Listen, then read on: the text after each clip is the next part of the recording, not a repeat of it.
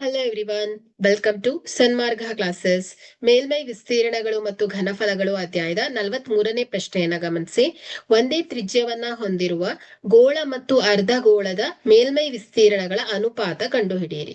So ಇಲ್ಲಿ ಗೋಳದ ಮೇಲ್ಮೈ ವಿಸ್ತೀರ್ಣ, ಗೋಳದ ಮೇಲ್ಮೈ ವಿಸ್ತೀರ್ಣ ಏನ್ ಹೇಳಿ 4πr². ಸೊ ಅರ್ಧಗೋಳದ ಪೂರ್ಣ ಮೇಲ್ಮೈ ವಿಸ್ತೀರ್ಣ, ಅರ್ಧಗೋಳದ ಪೂರ್ಣ ಮೇಲ್ಮೈ ವಿಸ್ತೀರ್ಣ ಇಸ್ ಈಕ್ವಲ್ ಟು ಏನ್ ಹೇಳಿ 3πr². ಓಕೆ, ಸೊ ಈಗ ಇವುಗಳ ಅನುಪಾತವನ್ನ ನೋಡ್ಬೇಕು. ಸೊ ಆ ಗೋಳದ ಮೇಲ್ಮೈ ವಿಸ್ತೀರ್ಣ 4πr² ಡಿವೈಡೆಡ್ ಬೈ ಏನ್ ಹೇಳಿ ಒಂದೇ ತ್ರಿಜ್ಯವನ್ನ ಹೊಂದಿದೆ.